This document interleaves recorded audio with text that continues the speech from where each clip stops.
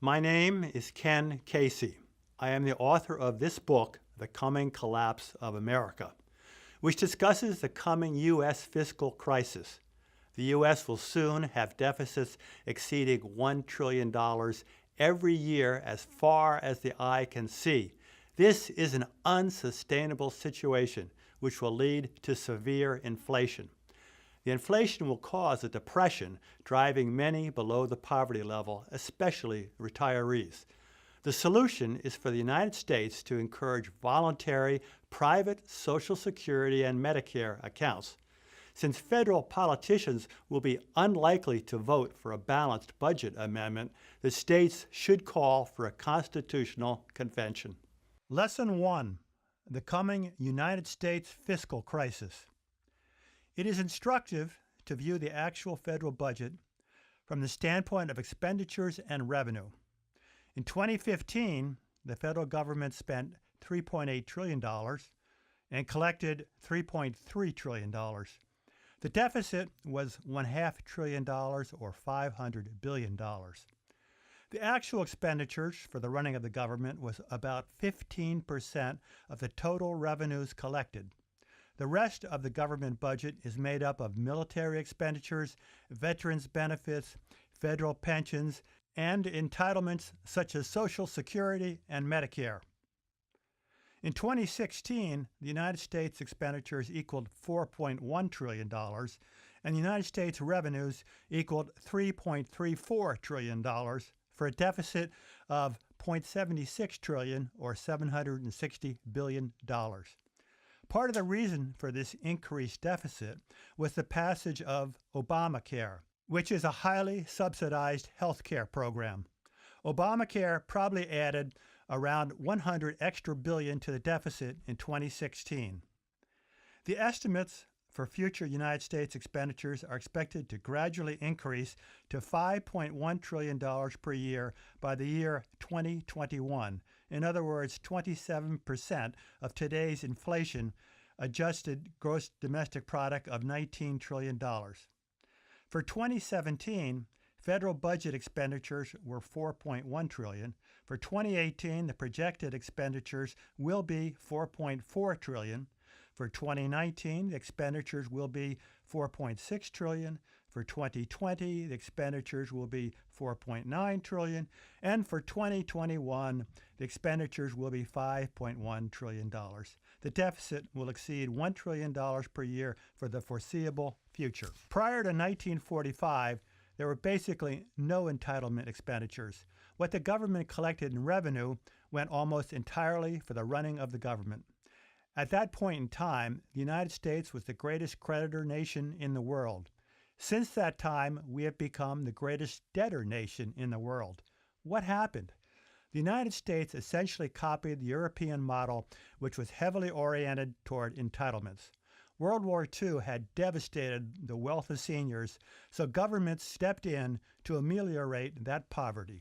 The growth in entitlement spending is exploding. It has gone from 50% of the budget in 1990 to over 70% of the budget in the year 2017. The reason is that 10,000 of the 77 million baby boomers are retiring every day and will do so for the next 16 years.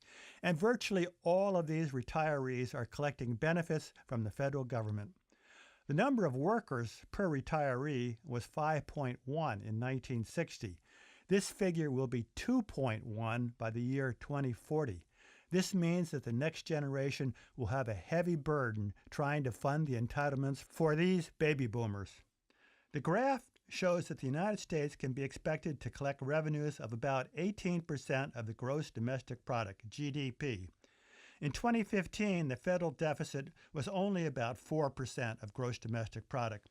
By the year 2025, the federal deficit will be about 10% of the gross domestic product, or about $2 trillion per year, using constant 2017 dollars.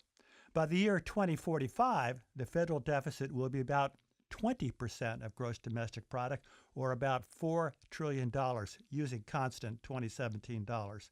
This means that our current $1 trillion deficit will increase over the next 27 years to $4 trillion. It does not take a genius to understand that this is not sustainable.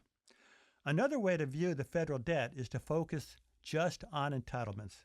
By the year 2045, all the historical revenue, around 18% of gross domestic product, will be consumed by costs of entitlements alone.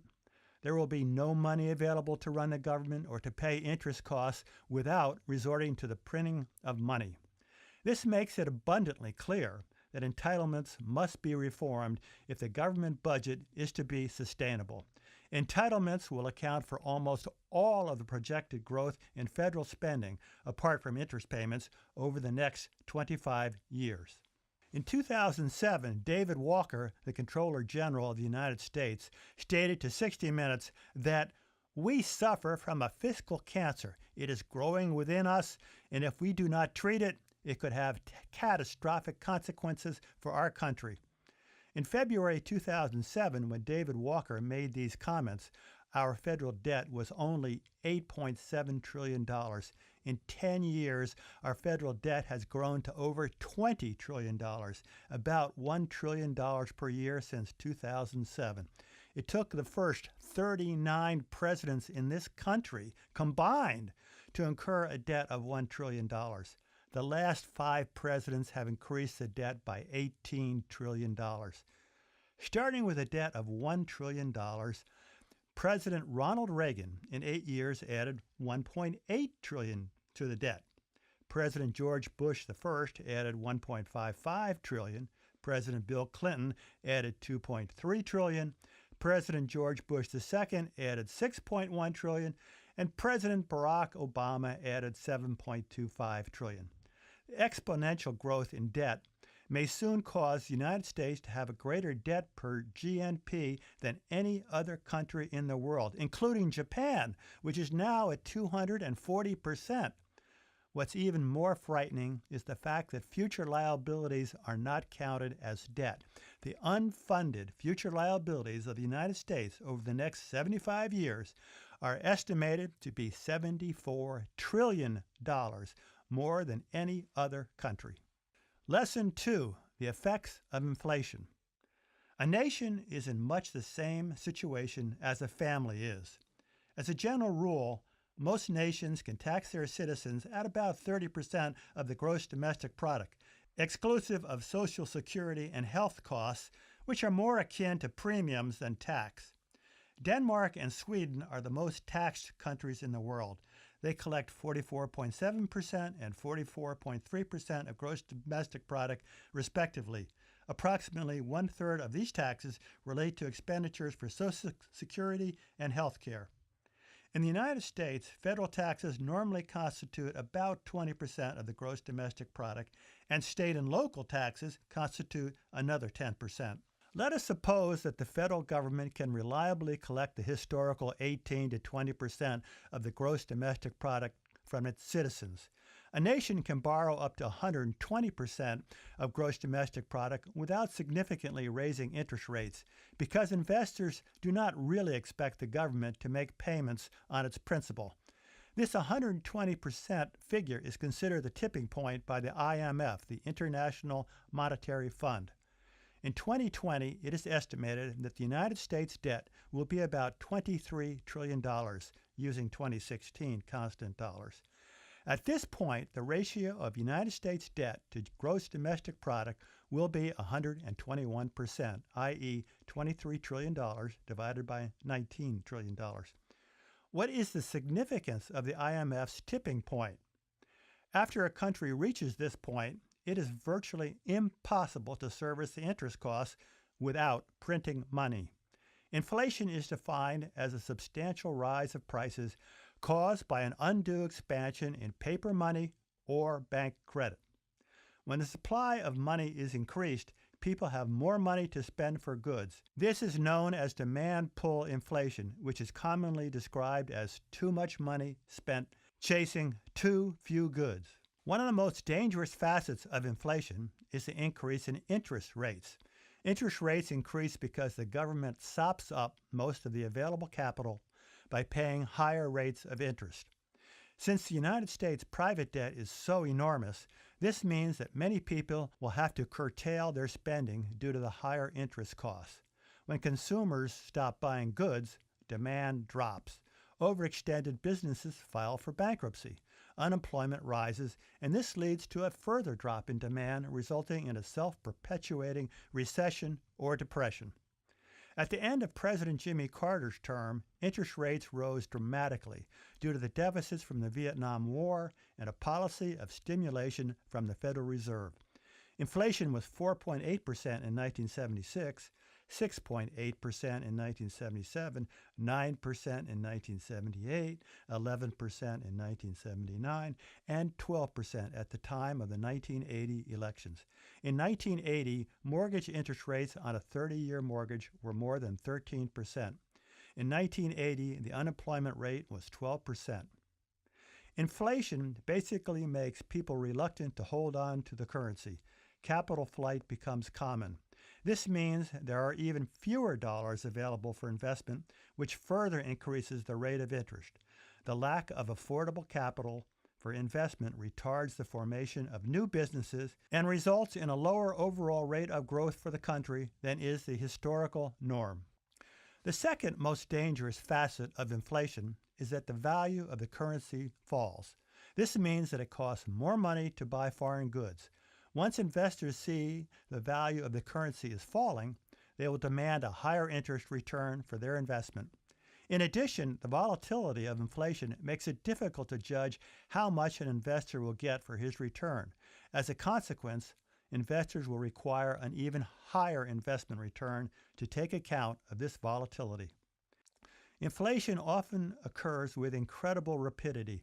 A retiree who has spent his whole life saving for retirement can find the value of his pension drop drastically in only a few days. There were stories of Russian retirees left with a pension worth no more than a cup of coffee during the hyperinflation of 1998. In Greece, unemployment reached 26% during the hyperinflation of 2012, and 20,000 Greeks were made homeless. 20% of Greeks lacked sufficient funds to meet daily food expenses. Greek interest rates climbed from 5% to 20% before falling back to 10% after the VAT, value-added tax, was increased to 23%. During the Venezuelan hyperinflation of 2017, the inflation rate skyrocketed from 27.1% in 2010 to 2,400% per year in 2017. There were many stories of people digging in the garbage dumps to look for food. People reported that certain goods, such as needed medicines, were simply unavailable at any price. The proportion of the population below the poverty level increased to over 76% in 2016 and is probably over 90% today. When one thinks of inflation, one pictures the printing of paper money. Prior to 1971, when most of the countries in the world, including the United States, went off the gold standard, money was based on convertibility to gold or silver. If a country overspent, it would lose its gold supply. Ancient societies such as Rome learned to debase their coins by reminting them with less gold or silver. The basic coinage of the Roman Empire was the denarius, which was worth a day's pay for a laborer during Augustus Caesar's reign. It contained about 4.5 grams of silver, which was then reduced to 3.8 grams of silver under Nero in 70 A.D. Diocletian finally abandoned the denarius in 284, replacing it with a new silver coin called the argenteus. Within a decade, the empire suffered 100% inflation. From the time of Augustus to the end of Diocletian's reign, the army grew from 250,000 troops to 600,000 troops. In Diocletian's time, in the year 301, the price of 1 pound of gold was 50,000 denarii. 10 years later, the price had risen to 120,000 denarii, and in 324, it was 300,000 denarii. In 337, the year of Constantine's death, a pound of gold brought 20 million denarii. Many writers have tried to determine the reason for the fall of Rome. The answer is easy. It was hyperinflation. When Edward Gibbons wrote his Decline and Fall of the Roman Empire in 1776, he commented that the wonder was not that the Roman Empire had fallen, but rather that it had lasted so long. Lesson 3, the solution to United States inflation: privatize Social Security and Medicare. Social Security spending will increase sharply over the next decades, largely due to the retirement of the baby boom generation. In 2000, seniors accounted for 12% of the population, 34 million out of 281 million. Today, seniors account for 13% of the population, 40 million out of 310 million. By 2030, seniors will account for 20% of the population, 66 million out of 330 million. By the year 2080, the population of seniors will have doubled from today, 40 million to 80 million people. There have been many proposals to change the Social Security system to ensure its long-term solvency. Two primary approaches are to raise payroll taxes or to curb the amount of benefits for future Social Security recipients.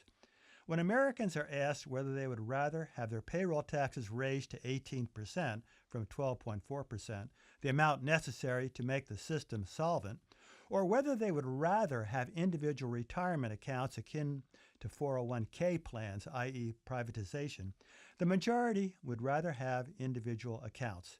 Some countries, such as the United Kingdom, experimented with partial privatization, but it did not work.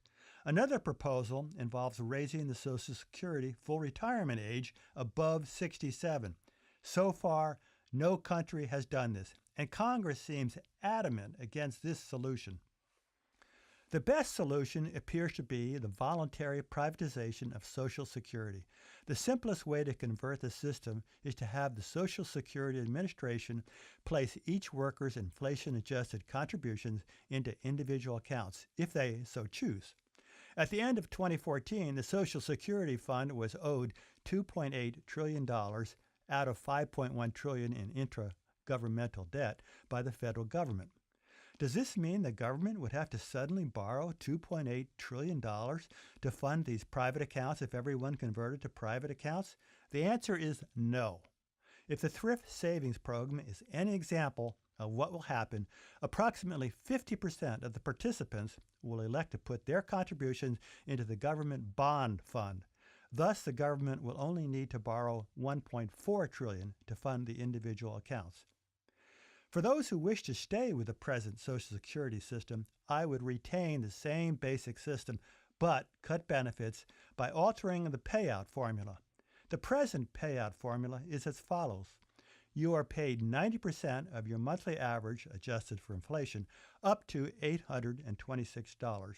You are then paid 32% for the next $4,154 of average monthly income, and 15% thereafter. I would change this formula to 50% of the monthly average up to $1,000 and 20% for the next $4,000 of average monthly income, with 10% for any remaining monthly income. For example, assume there is no inflation and assume the worker earned $30,000 per year for 35 years for an average of $2,500 per month. Under the present formula, the worker would get $1,279 per month. Under my formula, the worker would get $600 per month, 30% times 1,000 plus 20% times the excess monthly average over $1,000. By comparison, if the worker had set up an individual account, the worker would have saved $130,200, in other words, $35 times the contributions of 12.4% times 30,000. At 65, this worker has a 15-year life expectancy. This gives the worker $8,680 per year or $723 per month for the rest of his life. In 1883, Medicare was first established in Germany to thwart the Socialist Party, which wanted a much greater program. In 1965, Medicare was enacted by the United States. Part A covered hospitalization for the elderly and was funded by an employee contribution of 2.9% per year. Part B covers physician office visits for the elderly and is a voluntary program costing about $130 per month today. Part D, enacted in 2005, covers prescription drugs. In 2013, Medicare covered 52.3 million people and is expected to cover 80 million people by the year 2030. Medicare spending is projected to increase from $560 billion in 2010 to over $1 trillion in 2022. Although the elderly today make up just 13% of the United States population, they account for roughly 40% of all medical bills. Medicare costs will double every 10 years until the year 2050. In 2010, the Medicare trustees calculated that the unfunded liability of Medicare for a period of 75 years into the future is $38.6 trillion. This represents the out-of-pocket costs the government will have to contribute for the next 75 years. The government subsidy for future Medicare is unsustainable. The best solution appears to be voluntary privatization. The elderly could opt to divert their contributions from Medicare Part A to a private individual Medicare account. In addition, individuals would be allowed to contribute as much as they wanted to this private tax-free Medicare account during their working career, in the same manner as today's health savings accounts, without capping the contributions. Individuals could then use the savings from this Medicare account to pay for insurance premiums, such as catastrophic hospital care, or to pay out-of-pocket Medicare costs, in other words, to self-insure.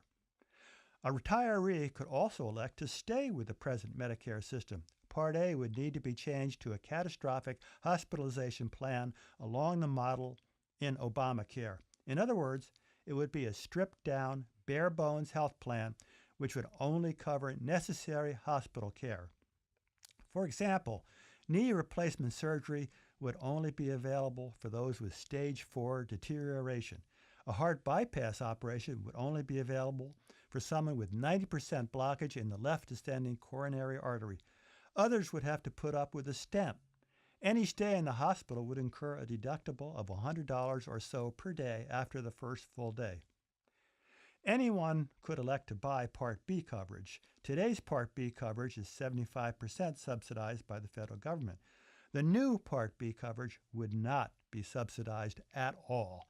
To keep the costs low, the coverage would only include costs for physician diagnostic services.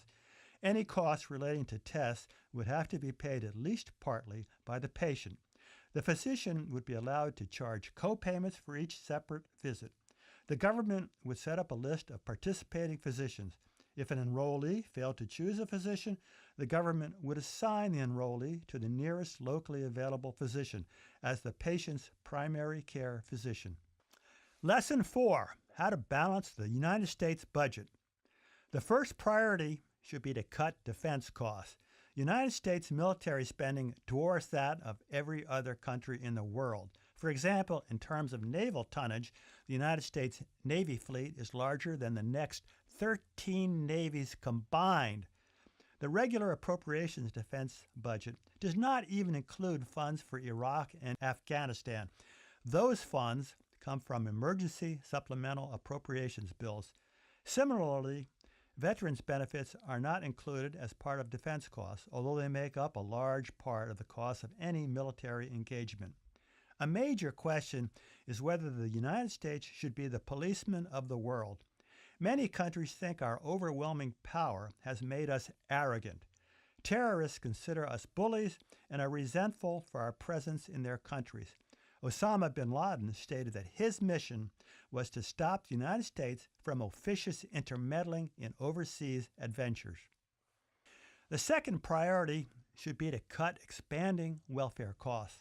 In 2012, the total cost of federal and state means-tested welfare programs reached nearly $950 billion.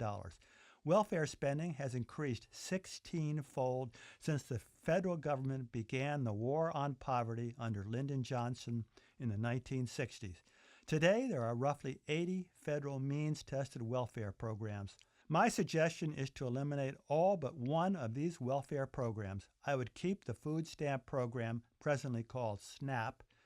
However, I would lower the qualification from 130% of the federal poverty level to 100% of the federal poverty level.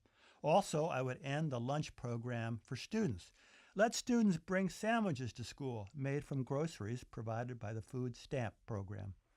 The United States needs to get out of the business of insurance. This includes Social Security and Medicare, as well as coastal and river insurance.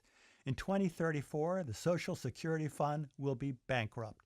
In 2028, the Medicare Fund will be bankrupt. All United States insurance programs end up costing the federal government. In order to balance the budget, the federal government needs to restrict its activities to traditional government functions. Jack Welch, the chairman and CEO of General Electric between 1981 and the year 2001, stated that General Electric needed to stop producing goods that others could produce better and more cheaply. During Jack Welch's tenure at General Electric, the company's value rose 4,000%.